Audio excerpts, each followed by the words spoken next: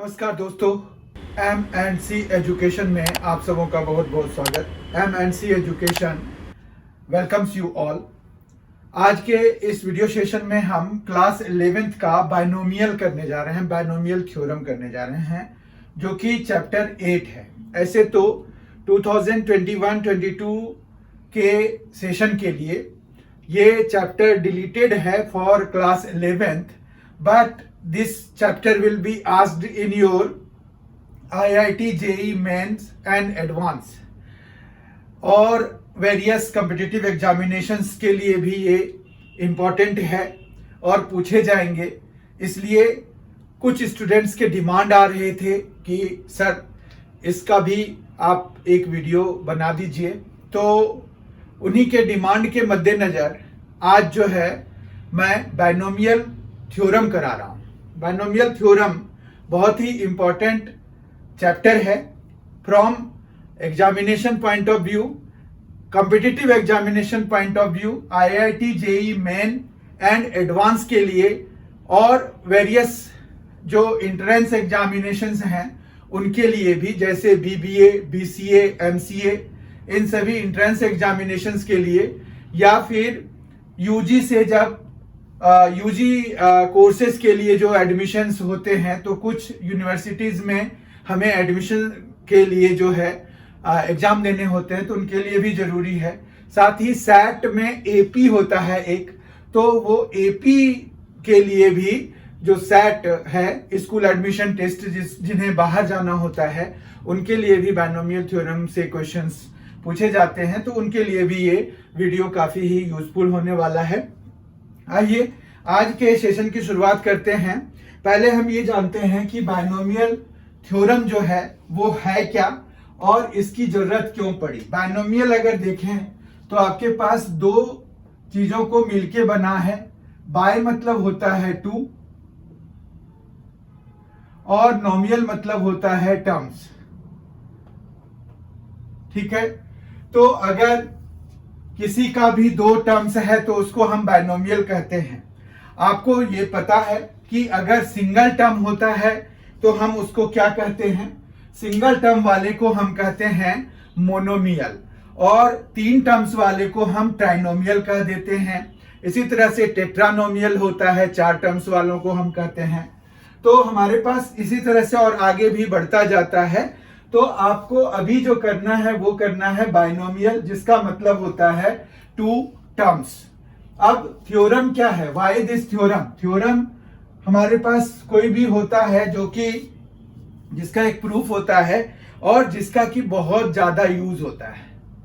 तो हमारे पास जो है थ्योरम है, ये एक्चुअली ये थ्योरम है कैसा सा? अगर इस चीज को समझना है तो इसका सीधा यही है कि अगर आपको बाइनोमियल थ्योरम में, जैसे बाइनोमियल मतलब टू टर्म्स है, तो ये बेसिकली टू टर्म्स के एक्सपेंशन के लिए यूज होता है। ठीक है, अब देखिए हम शुरू करते हैं कि अगर टू टर्म्स के पावर में हमारे पास यहाँ पर जीरो है तो हमें क्या मिलेगा। अगर हमारे पास x प्लस वाई की पावर में 1 है तो क्या मिलेगा हमें, और अगर x प्लस वाई की पावर में 2 है हमारे पास तो हमें क्या मिलेगा। x प्लस वाई की पावर में 3 है तो हमें क्या मिलेगा।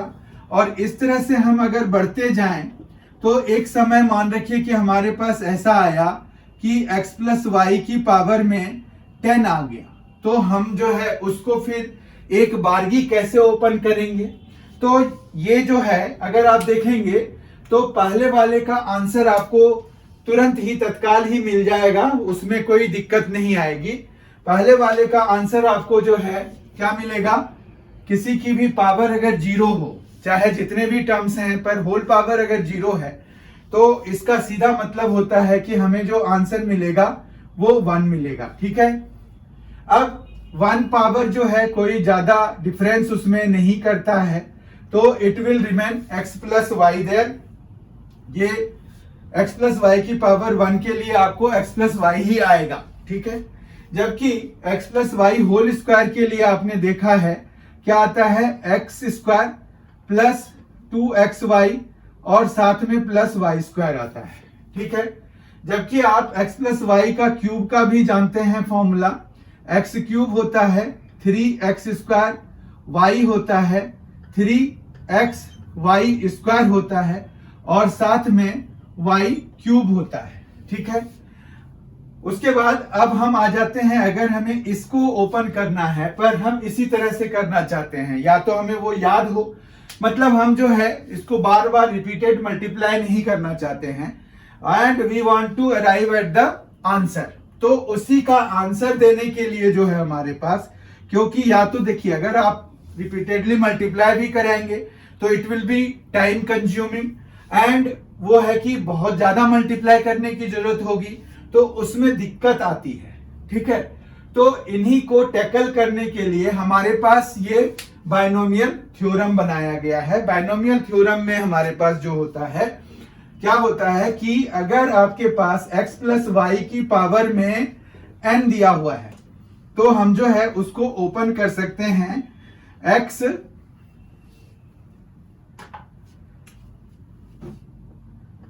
x प्लस वाई की पावर में अगर n है तो हम इसको ओपन करके क्या लिख सकते हैं, तो हम जो है इसको ओपन करके लिखेंगे n c 0 x की पावर n y की पावर 0। ठीक है, n c 1 x की पावर n माइनस 1 y की power 1 plus n c 2 x की power n minus 2 y square plus ये सो ऑन हो जाएगा plus n c n x की पावर 0 और y की पावर n। अगर आप इसको देखें तो यहां पर क्या हो रहा है, आपके पास nc 0 है पहला टर्म, x की पावर में n है और y की पावर में 0 है। मतलब ये फर्स्ट टर्म अगर हम लें और ये सेकेंड टर्म लें तो फर्स्ट टर्म के पावर में जो है मैक्सिमम पावर मतलब n जो है यहां पर आया हुआ है और y की पावर में 0 आया हुआ है। फिर दूसरे टर्म में देखिए nc 1 है, x की पावर में n माइनस 1 मतलब इसकी एक पावर कम हो गई और y की एक पावर बढ़ गई 0 प्लस 1 तो हमें ये 1 आ गया।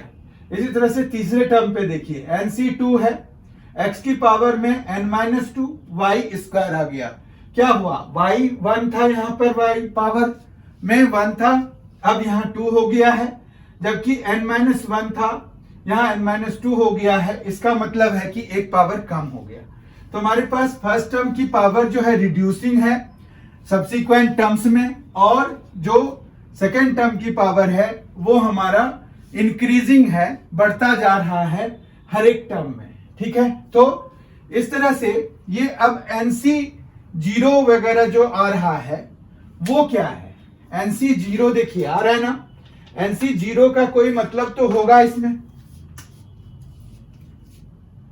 ये nc 0 जो है या nc 1 जो है, nc 2 जो है, nc 3 जो है, ये सभी जो है आपका क्या है, ये बाइनोमियल कोफिशिएंट्स कहलाते हैं। और ये कॉम्बिनेशन में जो हम NCR यूज करते हैं वहीं से आया है, NCR जो हम यूज करते हैं, और इसकी वैल्यू जो हम निकालते हैं वहां पर n factorial by r factorial n minus r whole factorial से, तो वहीं से इनकी भी वैल्यूज निकलेगी। ये सभी बाइनोमियल कोफिशिएंट्स हैं, इनको हम क्या कहते हैं, बाइनोमियल कोफिशिएंट्स। तो ये जो है बाइनोमियल कोफिशिएंट्स हैं और इनको जो है हम ये फॉर्मूला लगा करके वैल्यूज निकालेंगे इन सभी की। ठीक है, अब जो है कुछ चीजें मैंने आपको जब परम्यूटेशंस एंड कॉम्बिनेशंस कराया था तो बोला था कि आप ध्यान रखेंगे तो आपका कैलकुलेशन ज्यादा आसानी से हो जाएगा। तो उसमें यही था कि nc 0 1 हो जाता है, nc 1 जो है n हो जाता है, nc 2 के लिए हम काम करेंगे, nc n जो है फिर से 1 हो जाएगा, मतलब nc 0 की जो वैल्यू होती है वही nc n की होती है, nc 1 की जो वैल्यू होती है वही इससे पिछले वाले टर्म की, यहाँ पर जो टर्म आएगा उसका जो बाइनोमियल कोफिशिएंट होगा वो n होगा। ठीक है, तो कुछ चीजों से तो आसान हो जाता है काम। अब हम आ जाते हैं कि 9, जब हमें पता चल गया कि बाइनोमियल थ्योरम है क्या, तो अब हम इसको एक्सपेंड कर सकते हैं। इस वाले को एक्सपेंड करने के लिए हम क्या करेंगे, अब यहां पर हम जो है 10c0 लेंगे और x की पावर में 10 लेंगे, जबकि y की पावर में 0। ठीक है, फिर हम दूसरे टर्म के लिए क्या लेंगे, 10c1, x की पावर में एक कम करिए 9 हो जाएगा, y की पावर में अब 1 आ जाएगा। ठीक है, इसी तरह से 10c2 आ जाएगा, x की पावर में 8, y की पावर में 2, एंड सो ऑन, क्योंकि यहां पर भी आपके पास ज्यादा ही टर्म्स बनेंगे। 10c10, x की पावर में 0 और y की पावर में 10। अगर मान रखिए हमें सारे इंटरमीडिएट टर्म्स को लिखना पड़े तो भी हम लिख सकते हैं, कोई दिक्कत नहीं है। ठीक है, अब हम आ जाते हैं कि कुछ छोटा पावर ले लेते हैं। ये 10 पावर फिर भी हमारे लिए बड़ा है, तो हम जो है मतलब समझने के लिए, बाकी तो आप जब कॉपी पे लिखेंगे तो 10 पावर कोई खास बात नहीं है, आप लिख सकते हैं आराम से। अभी हम ये देखना चाहते हैं कि हमारे पास जैसे मान रखिए कि हमें खोलना है x प्लस वाई की पावर में 5, और उसके बाद हम जो है उससे कुछ कैरेक्टरिस्टिक वहां पर ऑब्जर्वेशंस देखेंगे कि हमें क्या क्या मिल रहा है वहां से।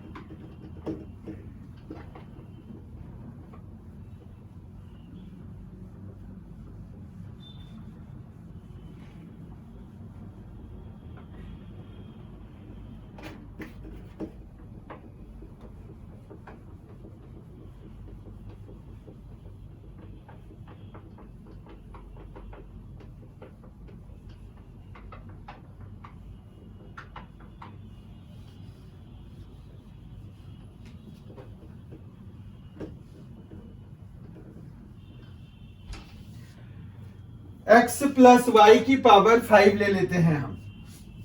x प्लस वाई की पावर में अगर हमने मान रखिए कि 5 ले लिया, बाइनोमियल थ्योरम लगाएंगे इसको एक्सपेंड करने के लिए, तो हमें मिलेगा 5c0 x की पावर में 5, y की पावर में 0, प्लस 5c1 x की पावर में एक पावर कम हो जाएगा तो 4, एंड y की पावर में 1।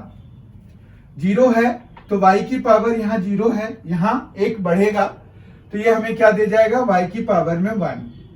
ठीक है, फिर प्लस 5c2 x की पावर में 3 और y square, plus 5c3 x की पावर में 2, y की पावर में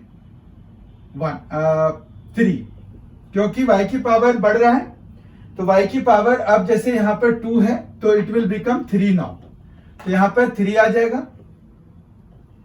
5c4 x की पावर एक कम होके 1 बन जाएगा, और y की पावर एक बढ़ के y पावर 4 हो जाएगा। फिर 5c5 x की पावर में 0, जबकि y की पावर में 5 आ जाएगा। ठीक है, अब इसको हम अगर सिंप्लीफाई करके लिखें तो 5c0 इज 1, तो 1 इंटू x की पावर में 5 और y power 0 is again 1। 5c1 is 5, x की पावर 4 एंड देन y, यहां से आएगा 5c1 5 होता है, x की पावर 4 और y की पावर 1, तो y की पावर 1 हम लिखेंगे नहीं, मतलब पावर में 1 अगर हो तो हम लिखते नहीं हैं, पावर में अगर 0 है तो हम उसको 1 बना देते हैं, पूरा कंप्लीट रिजल्ट। ठीक है, 5c2 is 5 factorial by 2 factorial into 3 factorial, जिनको कि सॉल्व करके आपको क्या मिलेगा, 10 मिलेगा। ठीक है, तो 10 आ गया, और x की पावर में 3 और y स्क्वायर हो जाएगा। इसी तरह से प्लस 5c3, तो जो 5c2 की वैल्यू है वही 5c3 की होगी, ये हमने डिस्कस किया हुआ था परम्यूटेशंस एंड कॉम्बिनेशंस वाले वीडियो में। तो उस सेशन वाले वीडियो को देखिए आप, वहां पर ये पता चल जाएगा कि हम जो है NC(n-r) के बराबर है। तो यहाँ पर जब अगर किसी के बेस का सम जो है सेम हो रहा है, जैसे 5 हो रहा है, 2 और 3 है, तो वो n के बराबर हो रहा है, तो जो 5c2 की वैल्यू है वही 5c3 की हो जाती है। तो 5c3 का भी 10 हो जाएगा क्योंकि 5c2 का 10 है। तो इस तरह से 10x² और साथ में y³ हो जाएगा। फिर 5c4 जो है 5 के बराबर है और x की पावर में 1 है, तो x लिख देंगे खाली और y की पावर में 4। ठीक है, इसके बाद हम आ जाते हैं 5c5 जो कि 1 होगा और x की पावर में भी 1 होगा, जबकि y पावर 5 हो जाएगा। ठीक है, तो इस तरह से हमारे पास यहाँ पर क्या आ गया, ये जो है पूरा फाइनल आंसर आ गया हमारे पास। अगर हमें ये कहा हुआ है कि x plus y whole power 5 का आप बाइनोमियल एक्सपेंशन लिखें। ठीक है, और जो बाइनोमियल कोफिशिएंट्स हैं वो 5c0, 5c1, 5c2, 5c3, 5c4 और 5c5 तक होगा। 5c6 इनवैलिड है क्योंकि हमारे पास r की value at the most n के बराबर हो सकता है। ठीक है, अब अगर इनको हम मल्टीप्लाई करके फाइनल आंसर लिखें, बाकी सब तो ठीक है, फर्स्ट और लास्ट में हमें थोड़ा मॉडिफाई करना पड़ेगा। ये 1 जो है इनटू में जो था वो हटा दीजिए, यहां पर भी 1 हटा दीजिए, तो हमारे पास जो है यहाँ पर बेसिकली y पावर 5 ही खाली आ जाएगा लास्ट टर्म में, और पहले टर्म में जो है आपके पास x की पावर में 5 आया हुआ है। ठीक है, तो इस तरह से हमारे पास यहाँ पर अगर नंबर ऑफ टर्म्स काउंट करें तो देखिए नंबर ऑफ टर्म्स कितने हैं इनके। नंबर ऑफ टर्म्स देखिए 1, 2, 3, 4, 5 और 6। तो जब आपके पास यहाँ पर पावर में कितना है 5 है, तो नंबर ऑफ टर्म्स कितने आ रहे हैं, नंबर ऑफ टर्म्स 5 प्लस 1 आ रहा है। तो अगर आपके पास फॉर्मूला चाहिए तो अगर n पावर है तो नंबर ऑफ टर्म्स कितने हो जाएंगे n प्लस 1। ठीक है, तो नंबर ऑफ टर्म्स हमेशा पावर से एक ज्यादा होगा, ये पता चल गया। एक ऑब्जर्वेशन ये है। दूसरा ऑब्जर्वेशन देखिए, आपके पास जो यहां पर इंडिसेस हैं, 5 प्लस 0 कितना है 5 है, 4 प्लस 1 कितना है 5 है, 3 प्लस 2 कितना है 5 है, 2 प्लस 3 कितना है 5 है, 1 प्लस 4 कितना है 5 है, और 0 प्लस 5 कितना है 5 है। इसका मतलब है कि जितने भी टर्म्स आपको बाइनोमियल एक्सपेंशन में आएंगे उन सभी के जो वेरिएबल्स के जो डिग्रीज होंगे उनका सम जो है हमें n के बराबर मिलेगा हमेशा। ठीक है, तो मतलब sum of degrees of the variables वो हमेशा n के बराबर मिलेगा। बाकी जो है हमने पढ़ा है कॉम्बिनेशंस के लिए कि जो फर्स्ट टर्म है और जो लास्ट टर्म है उनके बाइनोमियल कोफिशिएंट सेम होंगे। इसी तरह से सेकेंड वाले का और सेकेंड लास्ट टर्म का सेम होगा, थर्ड का और थर्ड लास्ट का सेम होगा, फोर्थ का फोर्थ लास्ट के बराबर होगा। तो जो हमारे पास शुरू से इधर से जितना डिस्टेंस पे है, एंड से जितने डिस्टेंस पे है, तो इक्वी डिस्टेंट जो टर्म्स होंगे उनका जो है सेम ही बाइनोमियल कोफिशिएंट्स होगा। बाइनोमियल कोफिशिएंट वो कोफिशिएंट है जो कि सिर्फ ये NC(r) से आएगा, क्योंकि ये x और y की जगह पे आप देखेंगे कई बार नंबर्स होते हैं। तो अगर हमारे पास मान रखिए कि x की जगह 1 आ गया और y की जगह जो है x आ गया, तो 1 प्लस x आ गया, तो उस केस में जो है हमारे पास उस केस तक तो ठीक रहेगा जब 1 है। तो अगर 2 ले लेते हैं तो जैसे ही अगर आप 2 लीजिएगा तो यहाँ 2 की पावर में 5 आ जाएगा। तो इसके जो मतलब बाइनोमियल एक्सपेंशन मतलब जो बाइनोमियल कोफिशिएंट है उसके अलावा भी यहाँ पर कोफिशिएंट बनेगा, तो हम उसको बाइनोमियल कोफिशिएंट नहीं कहेंगे जब वो ये जो सिर्फ NC(r) से जो आ रहा होता है सिर्फ उन्हीं को हम बाइनोमियल कोफिशिएंट कहते हैं। तो इस चीज का ध्यान रखिएगा, क्योंकि बाइनोमियल कोफिशिएंट के बेसिस पर हमें क्वेश्चंस पूछे जाते हैं। ठीक है, तो बाइनोमियल कोफिशिएंट सिर्फ NC(r) से आता है। इसके अलावा अगर आपके पास कोई नंबर है या कुछ है तो वो आपका बाइनोमियल कोफिशिएंट नहीं कहलाता है, वो कोफिशिएंट्स कहलाता है सिंपली। ठीक है, अब हम आ जाते हैं नेक्स्ट उस पे, जिसमें कि हम पास्कल्स ट्रायंगल देखेंगे।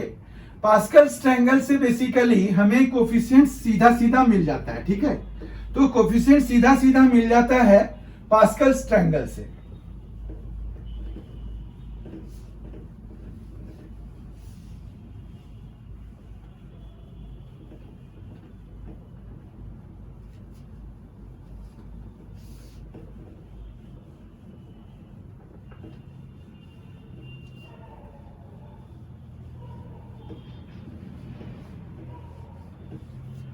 पास्कल ट्रायंगल को पिंगला भी कहते हैं, पिंगला, PINGLA। ठीक है, तो पास्कल ट्रायंगल देखते हैं हम कैसे बनाएंगे। पास्कल ट्रायंगल के लिए जैसे यहां पर 1 ले लीजिए। ठीक है, फिर आपके पास यहां पर 1 ले लीजिए, फिर आप क्या कीजिए, यहां पर 1 लीजिए, फिर इन दोनों को सम करके यहां पर लिखिए और इधर भी 1 ले लीजिए। इसका मतलब ये हुआ कि आपने इन दोनों को ऐड करके यहां पर लिखा।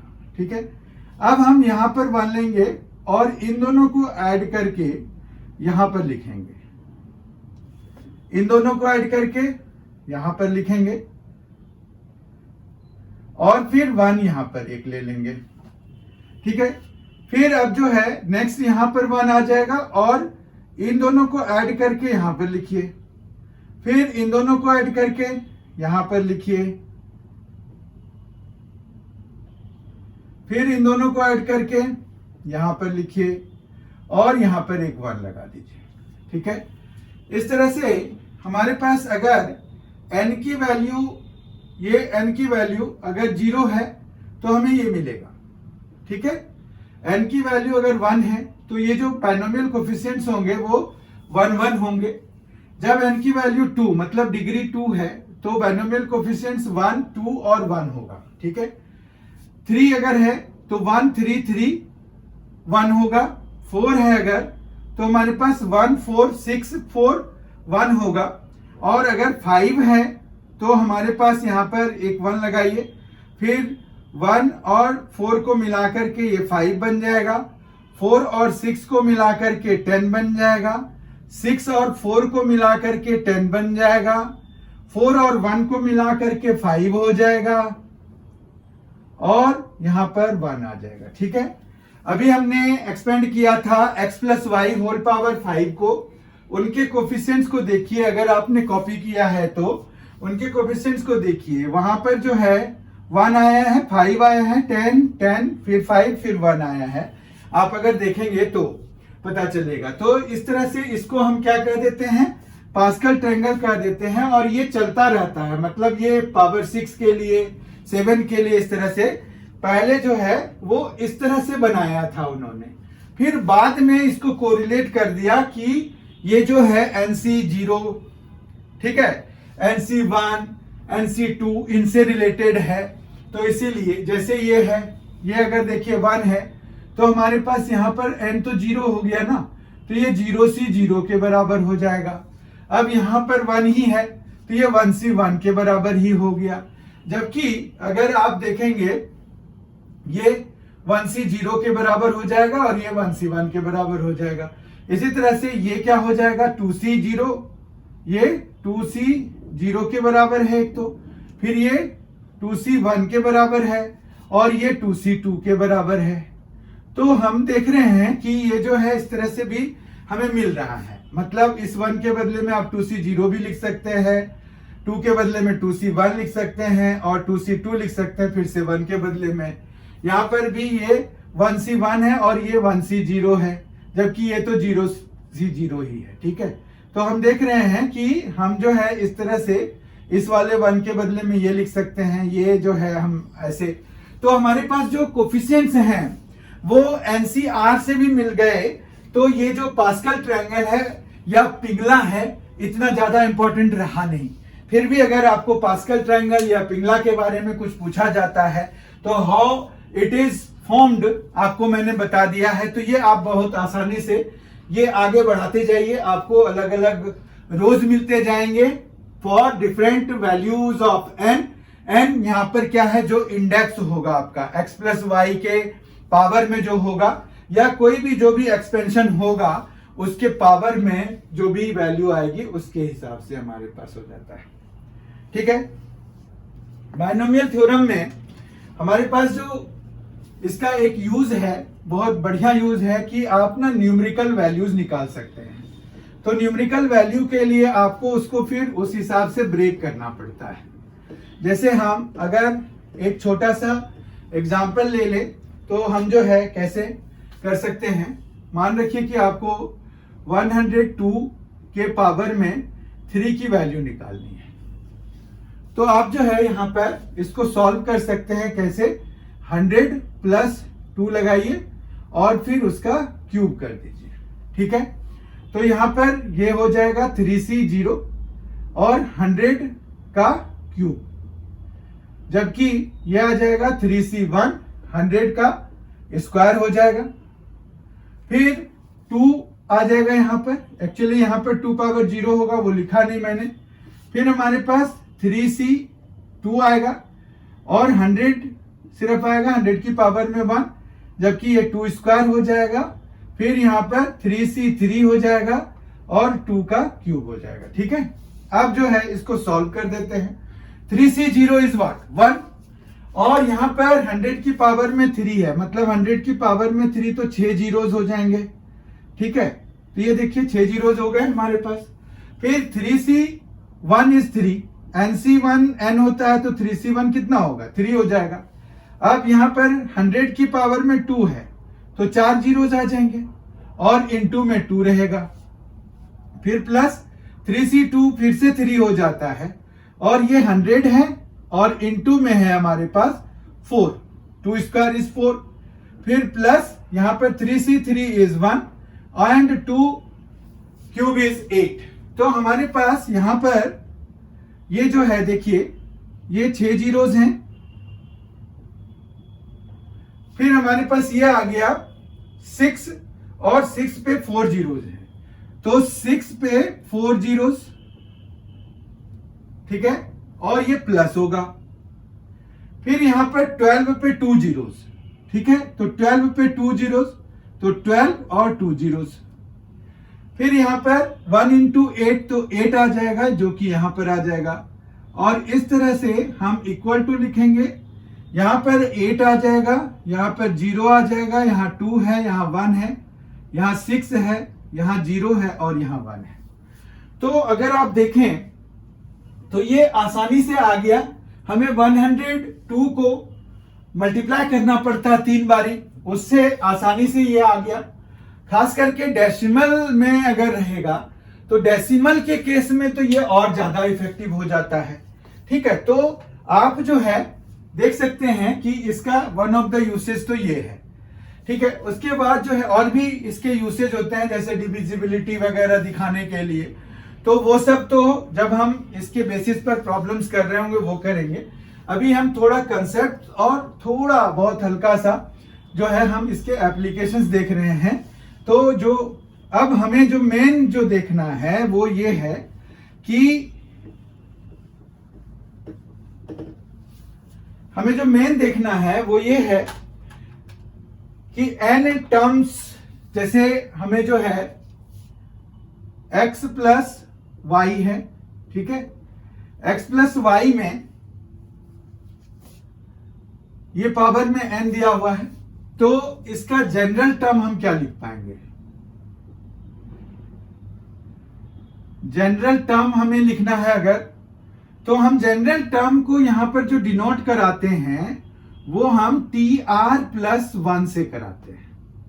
TR+1 से जनरल टर्म को हम डिनोट कराते हैं और इसका जो इसकी जो वैल्यू है, मतलब टर्म का जो फॉर्मूला है वो है NCR। और अगर x प्लस वाई है तो आप यहां पर x लिखिए, पावर में आप NCR यहां पर लिखिए और x की पावर में n-r और y की पावर में r, मतलब जो यहां पर है वही यहां पर हो जाता है। तो ये एक तरह से जनरल टर्म का हमारा एक्सप्रेशन हो गया, फॉर्मूला हो गया। तो अगर आपको डायरेक्टली कहा जाता है कि 10th टर्म निकालिए मान रखिए हमें एग्जाम्पल में एज एन एग्जाम्पल एक क्वेश्चन दिया हुआ है कि आप 10th टर्म निकालिए, किसमें, इसके एक्सपेंशन में 2 प्लस एक्स की पावर में, मान रखिए हमें 12 दिया हुआ है, इसके एक्सपेंशन में हमें 10th टर्म निकालने के लिए कहा गया है। क्वेश्चन इज कि 2 प्लस एक्स की पावर 12 है और टी पावर 10 निकालना है, टेंथ टर्म निकालना है, 10th टर्म निकालना है। तो हमें जो है बेसिकली इसको r+1 में ब्रेक करना पड़ेगा, ठीक है। जब आप अगर देखेंगे तो आप r+1 से कंपेयर करेंगे इसको, तो r+1 इज इक्वल टू कितना हो गया, 10 हो गया, तो r इज इक्वल टू यहां पर 9 आएगा, ठीक है ना। तो लिखेंगे तो हम t10 ही, लेकिन हमें पता चल चुका है कि r की वैल्यू कितनी है, 9 है, तो यहां r की वैल्यू हमें 9 लगाना होगा, ठीक है। और n जो है 12 है, तो यहां पर क्या आ जाएगा, 12c 9 आ जाएगा, और 2 की पावर में, इंटू में 2 की पावर में n माइनस r है, n है 12, तो 12 और माइनस r तो 9, ठीक है। और इंटू में x की पावर में r है, तो x की पावर में 9 आ गया। तो इस तरह से इसका जो फाइनल आंसर बनेगा वो 12c 9 इंटू 2 की पावर में 3, क्योंकि 12 माइनस 9 जो है 3 हो जाएगा, और x की पावर में भी 9 आ जाएगा, ठीक है। अब 12c 9 को हम वैल्यू इवेलुएट करा देंगे। अभी के लिए यहीं पर हम अभी स्टॉप करते हैं कि हम देख लेंगे कि आंसर क्या है। बाकी ये 2 क्यूब 8 भी लिखेंगे, और x की पावर 9 है तो वो तो रहेगा ही हमारे पास। तो मतलब जनरल टर्म का यूज, एक यूज ये हो गया, ठीक है। ये फर्स्ट यूज हुआ कि आपको कोई डिजायर्ड नंबर ऑफ टर्म अगर निकालना है तो आप स्ट्रेट अवे निकाल सकते हैं। You need not to write the whole expression there, whole expansion there. Expansion पूरा लिखने की आपको जरूरत नहीं है, आप सीधा सीधा you can arrive at the answer, ठीक है। Directly you can arrive at the answer without any problem there. तो ये जनरल टर्म का और एक यूज क्या हुआ, तो मान रखिए कि हमें जो है किसी के एक्सपेंशन में कोई डिजायर्ड पावर का कोफिशिएंट चाहिए होगा, तो भी हम निकाल सकते हैं। डिजायर्ड पावर का कोफिशिएंट निकालने के लिए अगर कहेंगे तो मान रखिए कैसे निकालेंगे, फिर हम जनरल टर्म लिखेंगे और उसमें देख लेंगे कि एक्सपेंशन में जो जनरल टर्म में जो x की पावर हमें चाहिए क्वेश्चन में जो हमें दिया हुआ है, तो वो कैसे आ सकता है, ठीक है। तो उससे हम जनरल टर्म का यूज करके क्या निकाल सकते हैं, निकाल सकते हैं कि जो कोफिशिएंट ऑफ x पावर 4 मान रखिए चाहिए। अब कैसे, तो ये देखिए, अगर मान रखिए कि हमें चाहिए कि x क्यूब दिया हुआ है प्लस 4/x दिया हुआ है, और इसमें पावर में 6 है। हमें नहीं पता कि इसके एक्सपेंशन में x पावर 6 आएगा भी कि नहीं आएगा। तो हम पहले ये पता करना चाहते हैं कि x की पावर 6 आएगा कि नहीं आएगा, और उसके बाद अगर आएगा तो उसका कोफिशिएंट क्या है, हमें ये क्वेश्चन में दिया हुआ है मान रखिए। तो हम इसी जनरल टर्म का यूज करेंगे। बहुत ही इंपॉर्टेंट कंसेप्ट है, बहुत ध्यान से समझिए। क्वेश्चन क्या है कि x³ plus 4/x whole power 6 के एक्सपेंशन में x पावर 6 वाला टर्म है कि नहीं है। अगर है तो आप उसका कोफिशिएंट लिखिए, ठीक है। बाइनोमियल कोफिशिएंट लिखने को नहीं कह रहे हैं, ये कोफिशिएंट लिखने के लिए कह रहे हैं, ठीक है। तो हम जो है कोफिशिएंट लिखेंगे। तो सबसे पहले तो हमें चेक करना है कि x पावर 6 वाला टर्म बन भी रहा है कि नहीं बन रहा है। तो हम जनरल टर्म में अगर जाएं तो हमारे पास यहां पर जनरल टर्म क्या बनेगा, 6 बनेगा, CR बनेगा, और x³ की पावर में बनेगा 6 माइनस R, ठीक है। और 4/x की पावर में बनेगा R, ठीक है। अब इसी को सिंप्लीफाई करना है। ये TR+1 हो गया हमारा जो भी गिवन एक्सपेंशन है उसके लिए, ठीक है। तो ये क्या बन रहा है, TR+1 बन रहा है 6CR, x³ की पावर में 6 माइनस R, 4/x की पावर में r है। ठीक है, अब इसको थोड़ा सिंप्लीफाई करेंगे। 6cr, जब तक कि हमें r की वैल्यू पता नहीं होगी तो हम 6cr की वैल्यू पता नहीं कर सकते हैं। ठीक है, अब यहां पर क्या है, x की पावर में 18 है माइनस 3r है, जबकि 4 की पावर में तो r रहेगा, ये देखिए ऊपर है, और x जो है नीचे है तो वो जो है ऊपर आके माइनस r पावर बन जाएगा। फिर फाइनली हम इस x को और इस x को मिला देंगे तो हमारे पास बेसिकली आ जाएगा 6cr x की पावर में 18 माइनस 4r, 18 माइनस 4r, क्योंकि माइनस 3r है और ये माइनस r है, दोनों पावर्स मिल जाते हैं जब बेसेस सेम होते हैं। तो ये बेस और ये बेस देखिए दोनों सेम है, तो ये दोनों बेसेस के पावर्स आपस में मिल जाएंगे तो हमें 18 माइनस 4r मिलेगा और साथ में मिलेगा 4 की पावर में r। अब हमें ये चेक करना है कि 18 माइनस, देखिए x पावर 6 चाहिए, हमें ये पता करना है कि x पावर 6 जो है वाला टर्म है कि नहीं है। तो यहां पर जो है कि नहीं है, ये पता करने के लिए जो x की पावर में 18 माइनस 4r है, यहाँ 18 की पावर में 6 है, तो हमें क्या करना पड़ेगा, 18 माइनस 4r को 6 से इक्वेट करना पड़ेगा। तो हम जो है 18 minus 4r is equal to 6 लिख देते हैं। इसको सॉल्व करने का प्रयास करते हैं तो हम देख रहे हैं कि 4r जो है ये आ रहा है 12 और r की वैल्यू आ रही है 3। मतलब अगर आप इसमें r की वैल्यू 3 डाल दें तो आपके पास 18 माइनस 4 इंटू 3 12, तो x की पावर 6 आ जाएगा। ठीक है, तो हमें यही, अब जो ये वैल्यू मिल गई ना तो बस काम हमारा हो गया। मतलब there is the term containing x power 6 in the expansion, जो गिवन है उसके एक्सपेंशन में है x पावर 6 वाला टर्म, और हमें जो है वो कब आ रहा है, जब r इज इक्वल टू 3 है। अब हम आ जाते हैं कि कोफिशिएंट उसका क्या होगा, तो हम जो है, हमारा आंसर तो अफर्मेटिव है, तो हम जो है for r is equal to 3, ये जो है t कितना आ जाएगा, 4 हो जाएगा, क्योंकि r यहां 4 डालिए, 3 डालिए प्लस 1 तो 4 हो जाएगा।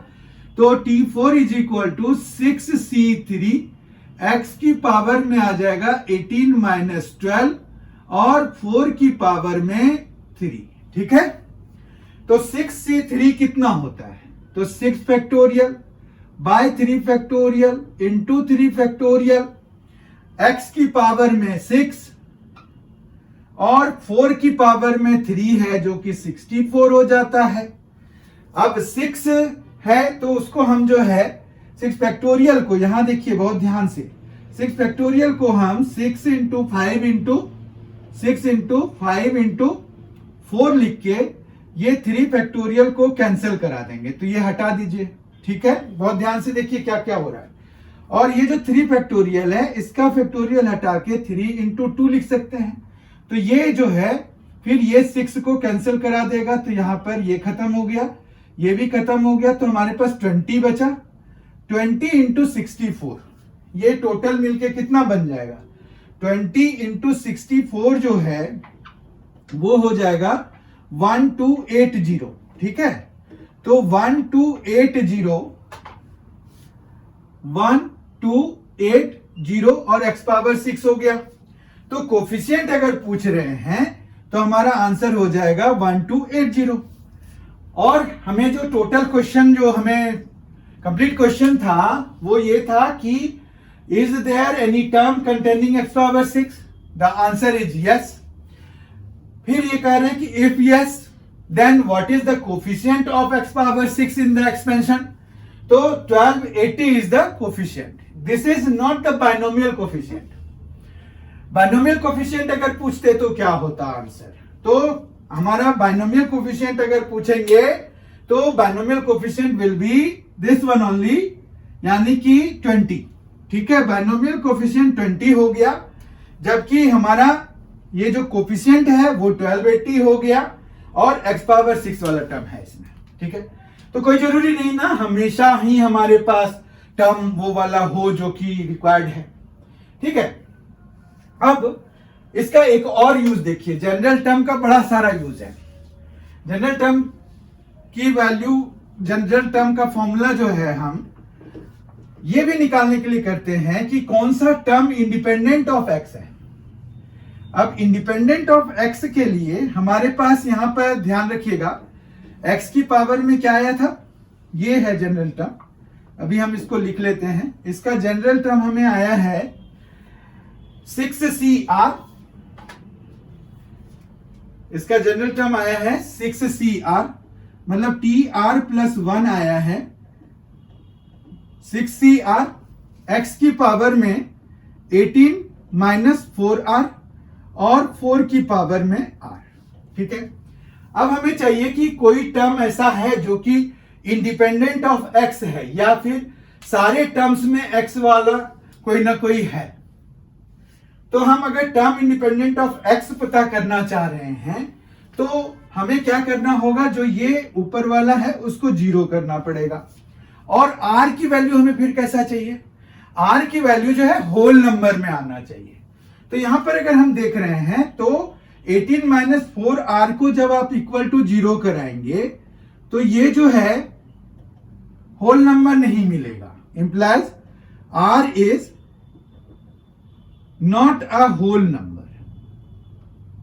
अब होल नंबर अगर नहीं है तो इसका मतलब यह हुआ कि there is no term in the expansion which is independent of x.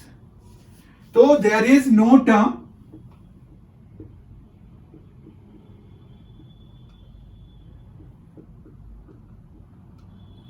Independent of x.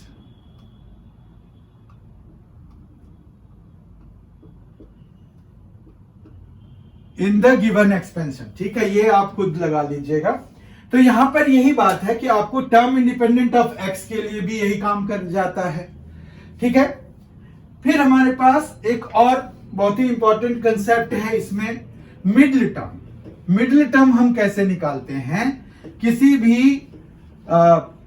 Expansion में मिडिल टर्म कैसे निकालेंगे। अब देखिए, मिडिल टर्म जो है उसके लिए आप छोटा सा एक एग्जांपल लीजिए। पहले ये लेते हैं कि मान रखिए हम ले लेते हैं x प्लस वाई का whole square. x plus y का होल स्क्वायर हमने लिया, ये होता है x square plus 2xy plus y square. ये हमें पता है। x प्लस वाई का क्यूब देखिए, ये होता है x cube plus 3x square y plus 3xy square plus y cube. ठीक है, डिग्री देखिए 2 है इसका, नंबर ऑफ टर्म्स इसमें 3 है। ठीक है, डिग्री 3 है इसमें, नंबर ऑफ टर्म्स इसमें 4 है। तो वो तो हमने डिस्कस कर लिया है कि जब n होगा डिग्री तो हमारे पास जो है n plus 1 terms will be there. ये हमने डिस्कस कर लिया है। तो 2 था तो 3 हो गया, 3 था तो 4 हो गया।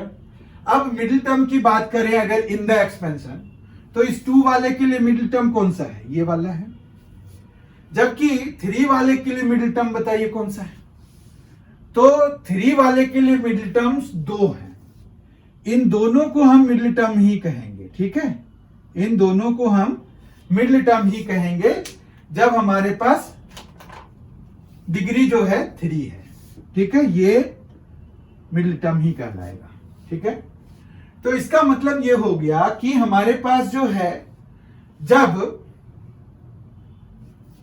पावर इवन है, ठीक है, डिग्री जो है, अगर डिग्री की बात करें तो डिग्री अगर जो n है वो हमारे पास 2 हो सकते हैं। एक हो सकता है इवन और दूसरा हो सकता है ऑड। ठीक है, n ही है, n ही इवन है, n ही ऑड है। तो जब इवन है तो मिडिल टर्म क्या होगा, मिडिल टर्म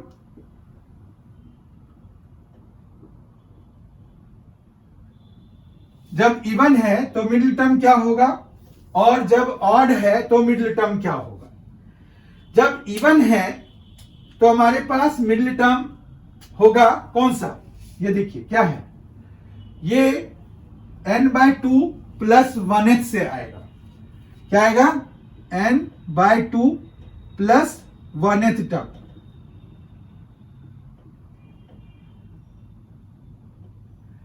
जबकि ऑड अगर है तो हमारे पास दो मिडिल टर्म्स होंगे, और वो मिडिल टर्म्स कौन कौन से आ जाएंगे, दो मिडिल टर्म्स हो जाएंगे, इसलिए मैंने यहां पर एस लगा दिया ब्रैकेट में।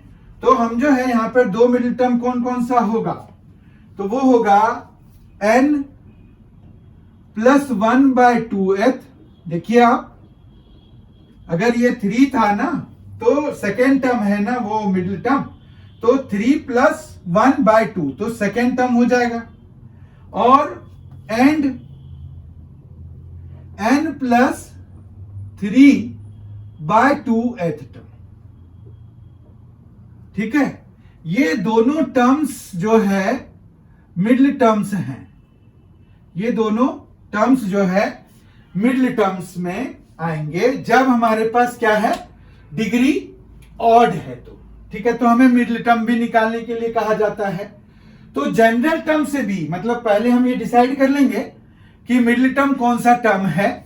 जैसे ही हमें पता चल जाएगा तो हम जो है फिर जनरल टर्म का फॉर्मूला लगा करके वो टर्म निकालेंगे। जैसे हमें मान रखिए सेकेंड टर्म पता चल गया कि भाई पहले वाले का सेकेंड टर्म है, ठीक है, तो सेकेंड टर्म तो T2 निकाल देंगे। T2 निकालने के लिए आप यहां पर लगा दीजिए वैल्यू, तो आपको 2xy ही मिल जाएगा। ठीक है, और दो टर्म्स के लिए फिर हमारे पास दो मिडिल टर्म्स अगर मिल रहे हैं तो आप पहले ये पता कर लीजिए कि कौन कौन से टर्म्स हैं जो कि मिडिल टर्म बनेंगे, और फिर आप जनरल फॉर्मूला लगाएंगे तो आपको आ जाएगा। तो मेन बात ये है कि जनरल टर्म जो है बहुत ही इंपॉर्टेंट है बायनोमियल एक्सपेंशन के लिए। तो जनरल टर्म से आप बहुत सारी चीजें सॉल्व कर रहे होते हैं, इसलिए ये मेन है, तो आपको इस चीज का ध्यान रखना पड़ेगा। और साथ ही ये देखिए x plus y whole power n के लिए है, तो उसमें अगर 2x प्लस 3y है तो आपको यहां पर x की जगह पे 2x और y की जगह पे 3y लेना पड़ेगा, या जो भी आएगा वो लेना पड़ेगा। तो आप वो कोरस्पॉन्डिंग चेंजेस करके ही इसको यूज करते हैं। तो इस तरह से हमने बायनोमियल थ्योरम में जो जो मुख्य बातें थी या जो भी मुख्य बातें हैं हमारे 8th चैप्टर ऑफ एनसीईआरटी में वो हमने कर लिया। उसके कुछ यूसेज भी देख लिए। डिविजिबिलिटी रूल्स, डिविजिबिलिटी वाले भी क्वेश्चंस इसमें आते हैं, तो वो जो है आपका एक्सपेंशन के जो बेसिक कंसेप्ट हैं उसके बेसिस पर प्रूव हो जाते हैं। तो वो जब हम कोई क्वेश्चन कर रहे होंगे तब हम उसको एक्सप्लेन कर सकते हैं। तो अभी ये है कि कॉन्सेप्ट वाइज जो है ये बायनोमियल थ्योरम का चैप्टर पूरा हो गया।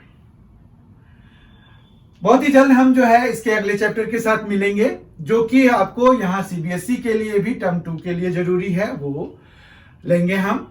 और बेसिकली अब जो है हमारे पास जो लाइनअप में है वो है कोनिक सेक्शन। तो कोनिक सेक्शन का हम ये जो है सेशन के साथ आपके साथ आएंगे। तब तक के लिए थैंक यू सो मच। अगर आपने MNC चैनल को सब्सक्राइब नहीं किया है, MNC एजुकेशन चैनल को सब्सक्राइब नहीं किया है, तो please do so and press the bell icon so that you get information about all the uploaded videos at the moment when at that time whenever it is being uploaded there. Thank you so much. Thanks a lot. Enjoy yourself.